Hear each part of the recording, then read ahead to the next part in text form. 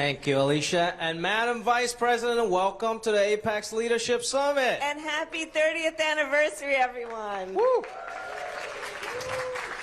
Jimmy, before we get started, I just have to talk about Alicia. Yeah, she's amazing. And she's just so, such an incredible representation of our young leaders. Alicia, I'm so proud of you. She has been, I know there are many members of Congress here, she has been going up to the Hill to talk about how we can coordinate all of the work we're doing on mental health. When I look at our Gen Z leaders, they have so many talents and they're so courageous, and she is an incredible organizer among the young people in my office, but around the issues that we really need to focus on if we care about the future of our country. Can we please applaud Alicia for her work? Please. Really. She's wonderful. Okay, hi Jimmy. Hello, how are you? Good seeing you. I have no idea why you guys called me to do this. Lisa Ling must have been not available. Went down the list, Connie Chung not available, now here I am, But it's an absolute honor to be here with you. And all these amazing leaders. I've been listening to a lot of talks, First Mayor of Cincinnati and like everyone. It's a lot of firsts, a lot of groundbreaking trailblazers of our community. And of course, you are the first AANHBI Vice President of the United States. So I want to ask you, what does it mean to you to be the first, and how has your heritage, informed your views and your roles as a leader? So, as Alicia said, my mother gave my sister and me a lot of advice, and one of the things that she said to me that has had a lasting impact is she said, Kamala, you may be the first to do many things, make sure you're not the last. My mother was 19 years old when she arrived in the United States by herself. She was the eldest of my grandparents' 4 kids. And she said, and she was part of one of the first waves of Indians to come in relative modern history to the United States in the 50s, right? So anybody of South Asian background, you'll know that this was early. There were not many Indian Americans or Indians who had come in at that point. And my mother said to her father when she was 19 years old, I want to cure cancer. And so what I learned later is she secretly applied to UC Berkeley. And she got accepted. Wow. And so she went to my grandfather and said, I want to go. And my grandfather was very progressive. His eldest child, we know in Asian culture what birth order means, right? I am the first grandchild too, I'll say. And my grandfather said, go. And so she arrived in the United States by herself because she had a passion and she had a goal. And she, basically, her life was committed to 2 things, raising her 2 daughters and ending breast cancer. And my grandfather was probably one of the favorite people in my life, especially during my childhood. We were pen pals. So any of you of my generation, you may remember those blue envelopes with all the stripes on them, right? That you'd send back and forth, and you open them, you'd have to open it with a letter opener and unfold it. And my grandfather and I were pen pals, and we would go back to India every 2 years growing up. So basically trying to avoid monsoon season, so it was sometime between October and December, around the Christmas holidays usually. And I, as the eldest grandchild, had the honor, among anyone in our family, of being invited by my grandfather to take his morning walk with his retired buddies. And they would every morning gather, these old men who were very smart and very knowledgeable, and they would take their walk. And I would hold my grandfather's hand, and I was the one who was able to go on the walk with him. And my grandfather and his friends would passionately debate the importance of democracy and a government that treated people equally and with fairness, and a government that was not corrupt. And that influenced my life in more ways than I can ever explain. even though I didn't realize it at the time.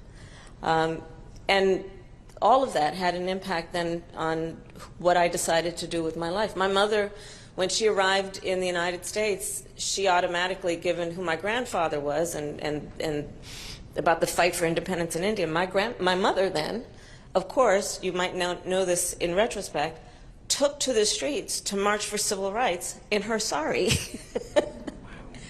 Yeah, and that's how she met my father. And all of that has had a profound influence. But I will also add to this about being the first, because there's so many firsts here. And there are so many who are the first have decided we will mentor you and we will support you and we will remind you of what it involves, and also that you have an incredible community of people that are encouraging you every step of the way. So here's the thing about breaking barriers. Breaking barriers does not mean you start on one side of the barrier and you end up on the other side. There's breaking involved. And when you break things, you get cut.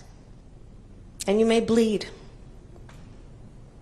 And it is worth it every time. Every time. And so too, especially the young people here, I say to you, when you walk in those rooms, being the only one that looks like you, the only one with your background, you walk in those rooms chin up, shoulders back. Be it a meeting room, a boardroom, a courtroom, a hearing room.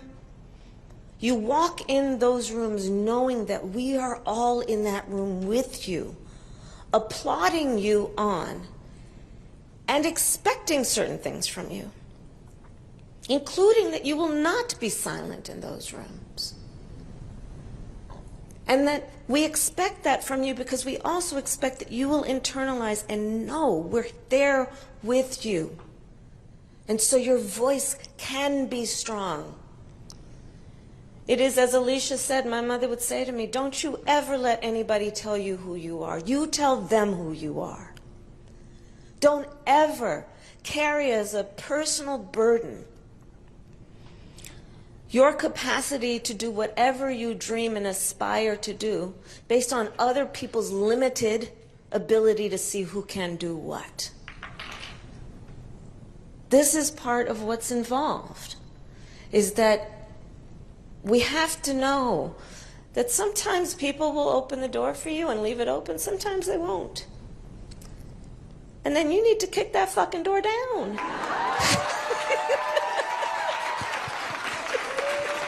Excuse my language.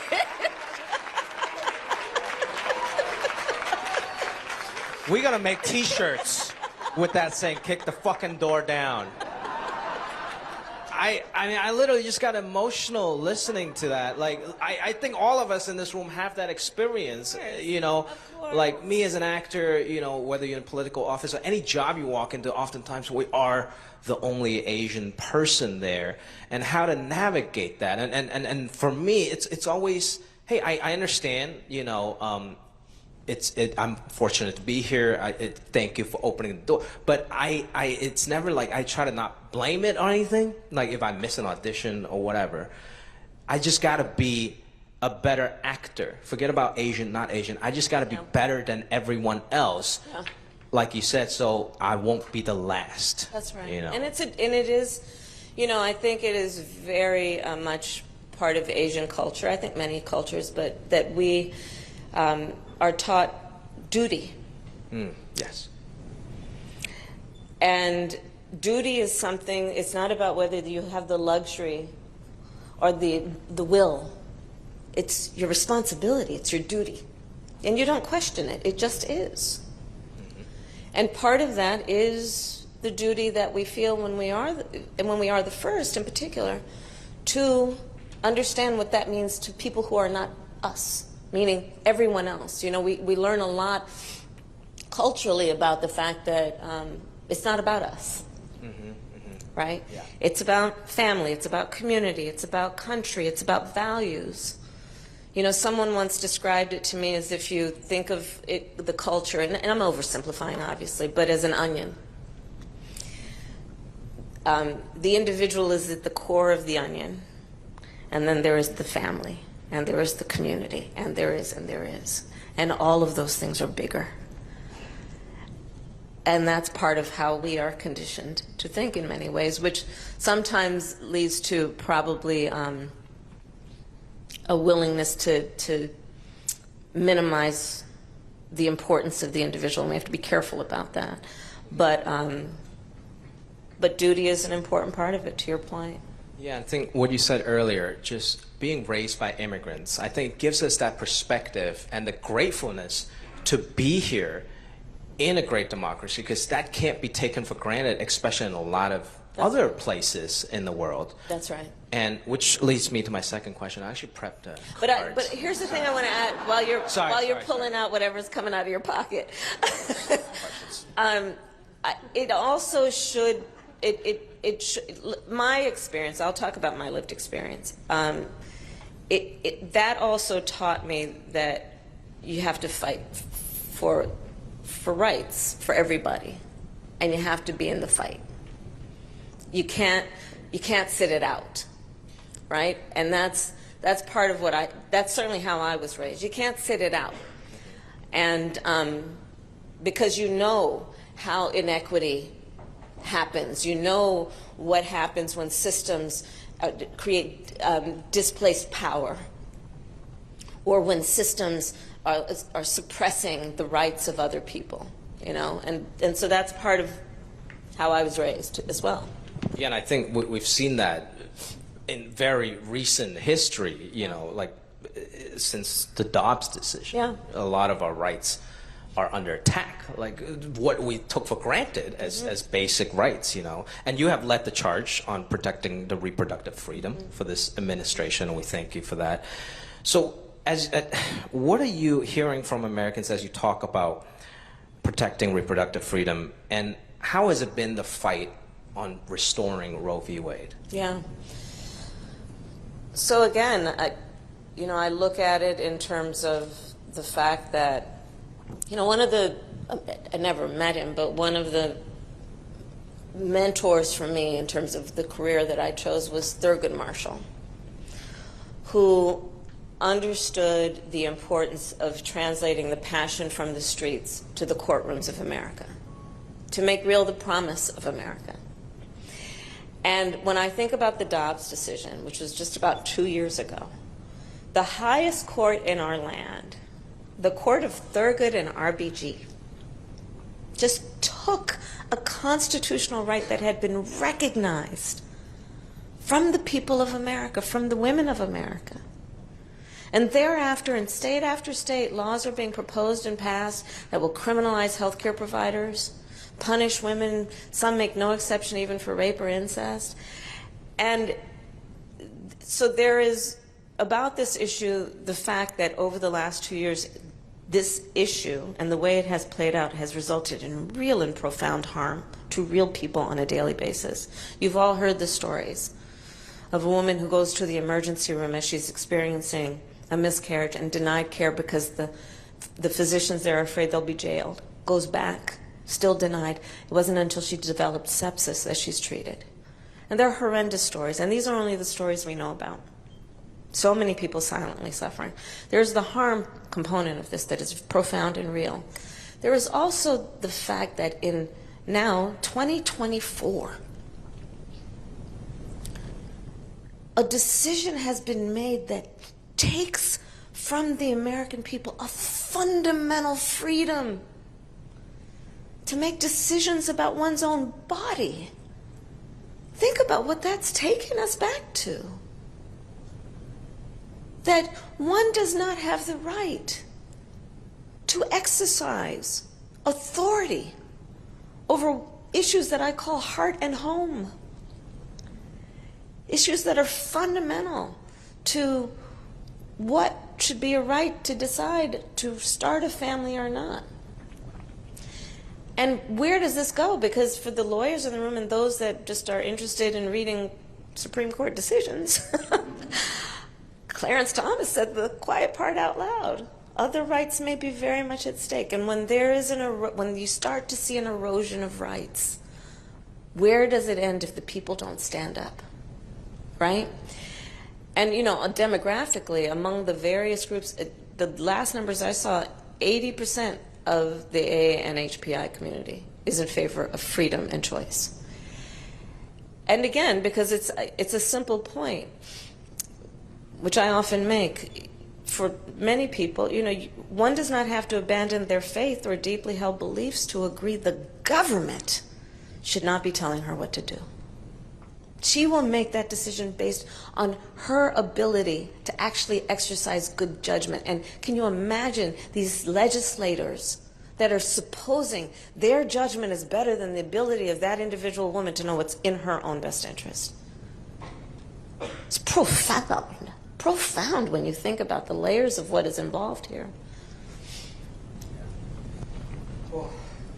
And another, you know, very important issue is guns in our country. And President Biden tapped you to oversee the first ever White House of gun violence prevention. Yeah. So what is the administration doing to address gun violence in the communities? So let's start with the very tragic fact that gun violence is the leading cause of death for children in America. Not car accidents, not cancer, gun violence. #1 cause of death for children in America right now. 1 in 5 Americans has a family member that was killed by gun violence. As I travel the country, you know, I talk with mothers and fathers who say a silent, maybe not so silent prayer when they drop their kid off at school or as they walk to the school bus, that they'll come home safe. I started a college tour last fall. Again, I just have to say I love Gen Z. I really do. I know it's complicated if you have a Gen Z member in your family, but they're so spectacular. You know, Gen Z, think about, first of all, the fact that this might be humbling for some. Somebody who's 18 today was born in 2006. That's when I knew it was going to be humbling. And for Gen Z, for the most part, they've only known the climate crisis.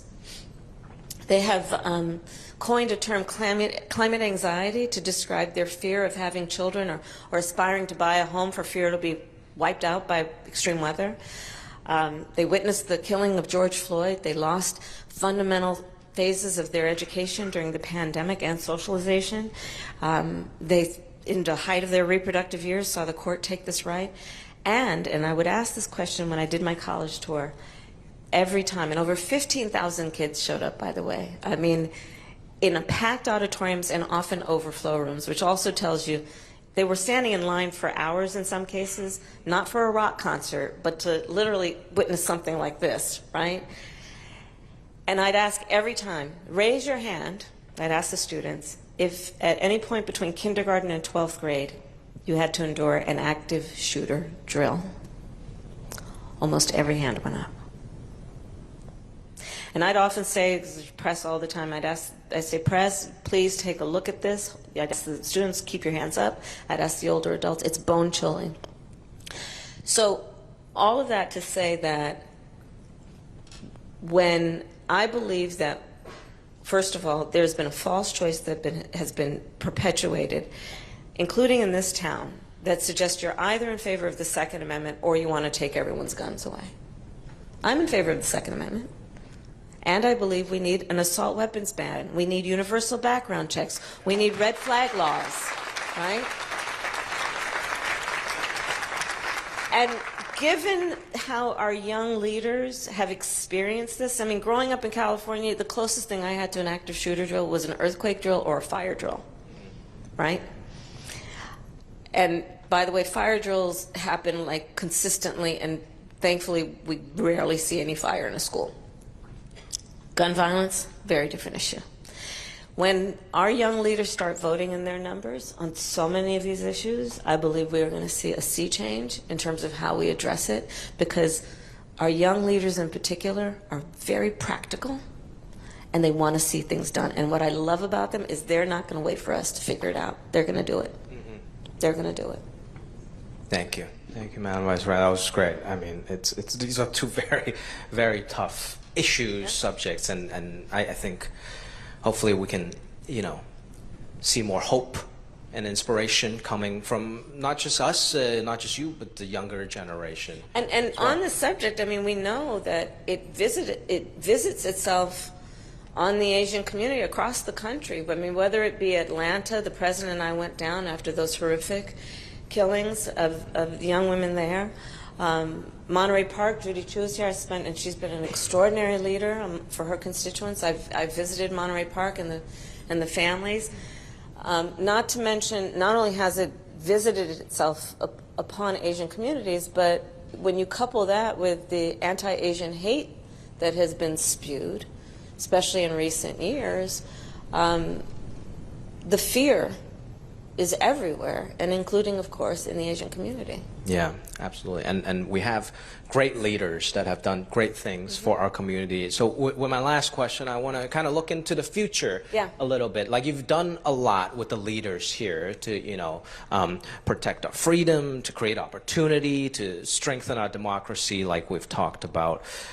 How are you thinking about the work ahead, and what can we do as a community to strengthen our future together? So the first thing is to know our power. And I think it's critically important to not ever let anybody silence your voice. And to know that it is not about asking permission to speak. Yes. That's not going to get it. One needn't and shouldn't wait for permission to speak. There are so many issues that are facing us as a country.